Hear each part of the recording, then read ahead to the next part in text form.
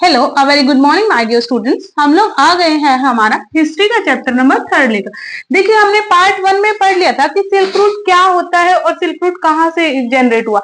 तो silk route का नाम और सिल्क रूट क्यों पड़ा, सिल्क रूट कहाँ से स्टार्ट हुआ था, चाइना से स्टार्ट हुआ था। चाइना से क्यों, और उसका नाम सिल्क रूट क्यों पड़ा था। सिल्क रूट उसका नाम इसलिए पड़ा था स्टूडेंट्स क्योंकि जो हमारा चाइना है ना, वहां से ड्रॉ सिल्क बनता था, यानी कि सबसे मेन जो सिल्क होता है वो कहाँ से बना था, वो चाइना से बना था।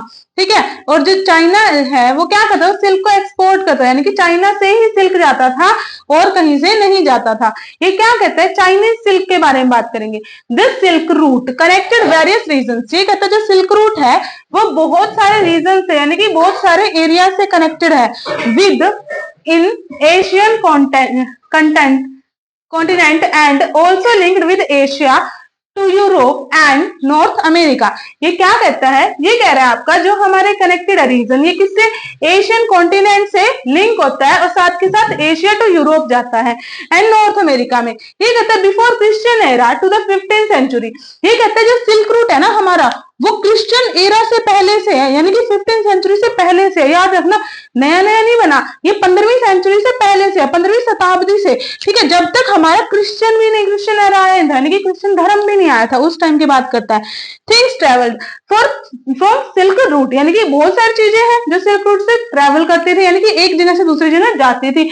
पर सबसे मेन इसने किसकी बात की है, चाइनीज पोएट्री की, यानी कि चाइनीज के जो बर्तन बनते थे उनकी बात कर रहा है।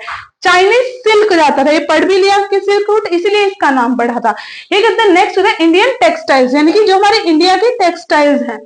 इंडियन स्पाइसेस, मसाले, भारत के मशहूर मसाले, उसके लिए हमारा क्या था, सिल्क रूट था, यूज होता था। ये कहता है तो यूरोपियन मार्केट कहा जाता था, और ये सिल्क रूट के रास्ते ये जाता था यूरोपियन मार्केट के अंदर। आगे बोलता है अदर पीपल ऑल्सो ट्रेवल। ये कहता है ऐसा नहीं है सिर्फ यही ट्रेवल करते थे, यही ट्रेड नहीं, और बहुत सारे लोग थे जो क्या करते थे, जो ट्रेवल करते थे। अब इसमें कौन कौन से आ गए, आपके क्रिश्चियन मिशनरीज आ गए, आपके मुस्लिम प्रीस्ट आ गए, आपके बुद्धिस्ट मोंक आ गए।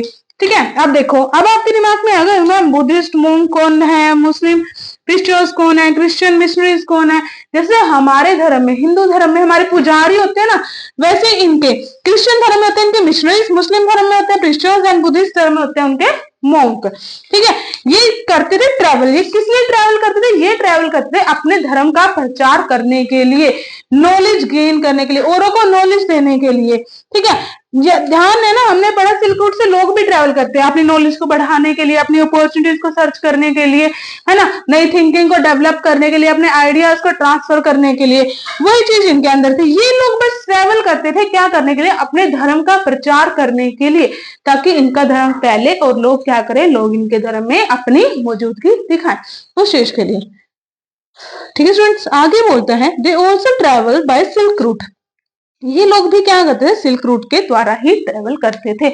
इनके मेन दो ही पर्पज थे। फर्स्ट पर्पज ये बोलता है, इसने बोला हमारा स्पिरिचुअल फुलफिलमेंट, यानी कि अपनी क्या करना, अपनी स्पिरिचुअलिटी यानी कि अपनी अंतरात्मा को संतुष्टि पहुंचाने के लिए। टू प्रमोट कल्चर, अपने कल्चर को प्रमोट करने के लिए, ताकि इनका कल्चर क्या हो, और ज्यादा बढ़े। नेक्स्ट बोलता है Buddhism emerge from eastern India and spread in several directions through intersections points on the silk route. ठीक है, तब बच्चा जो बुद्धिज्म थे ना वो क्या हो गया, वो हमारा ईस्टर्न इंडिया के अंदर और ज्यादा फैलने लग गया, आपका उसको दिशा मिल गई, इंटरसेक्शन हो गया, यानी कि सिल्क रूट के थ्रू बुद्धिज्म धर्म, जो बुद्धिस्ट धर्म था वो क्या होने लग गया, वो फैलने लग गया, एमर्ज होने लग गया, यानी कि मिलने लग गया हमारे ईस्टर्न इंडिया में। ये कहता है हमारा, अब जब ये सारी चीजें ट्रेवल हो रही है तो याद रखना एक चीज और ट्रेवल होगी। क्या ट्रेवल होगी, फूड। अब ऑब्वियस चीज है, अगर मैं यहाँ से कहीं और जा रही हूँ तो मैं क्या करूंगी, अपने साथ अपना खाना पीना सब पैक करके लेके जाऊंगी। मेरे साथ क्या, मेरी बीमारियां भी जाएंगी। और यहाँ से अगर सपोज करो मैं अमेरिका जा रही हूँ, आप अमेरिका जा रहे हो, तो आपके घर वाले क्या करेंगे, ले बेटा ये भी ले जा, ले बेटा ये भी ले जा। जो चीज वहां की नहीं है वो चीज भी वहां जाएगी ना, वो चीज भी ट्रेवल करेगी। तो वही चीज यहाँ पे आ गई कि फूड भी ट्रेवल करता है। जैसे इसने एग्जांपल ले लिया स्पेगेटी एंड पोटैटो का। अब स्पेगेटी की जब ये बात करता है, अगर फूड ट्रेवल हो गया यानी कि उसकी फसलें भी ट्रेवल होगी, जब फसल ट्रेवल होगी तो उसके बीज भी ट्रेवल होगी। सबको क्या चाहिए कि हम भी ये फसल उगा सके। क्या बोलता है, ये बोलता है नूडल्स चाइना, यानी कि नूडल्स जो है सबसे पहले जनरेट होते चाइना में, यानी कि बेसिकली नूडल्स बिलोंग करते हैं कहां से, चाइना से बिलोंग करते हैं। ये कहता है बट अगर आप लेके चलो in western countries China noodles को ही क्या बोलते हैं, स्पेगेटी बोलते हैं। क्या बोलते हैं, स्पेगेटी। आगे बोलता है पास्ता की बात। पास्ता जो है देखा जाए तो जनरेट हुआ है अरब कंट्रीज में, बट हम लोग भी उसका यूज करते हैं। किसी ने उसका नाम मैक्रोनी दे दिया, किसी ने कुछ दे दिया, किसी ने कुछ दे दिया उस रिगार्ड में। ये कहते हैं some foods were travelled by their origin were unclear. ये कहते हैं और तो और कुछ फूड जो ट्रेवल करते हैं बट उनका ओरिजिन क्या है, अनक्लियर है, यानी कि उनका ओरिजिन पता ही नहीं है कि वो कहां से ट्रेवल हुए हैं, ये चीज किसी को पता ही नहीं है, वो बोल रहा है। आगे आपको बोलता है जैसे कि हमारा क्या क्या ट्रेवल हुआ, पोटैटो, सोया, ग्राउंडनट, मेज, टोमेटो, चिली, ये सब चीजें भी क्या कर रही है, ट्रेवल कर रही है। स्वीट पोटैटो हो गया। ये कहता है unknown to ancestor and western countries.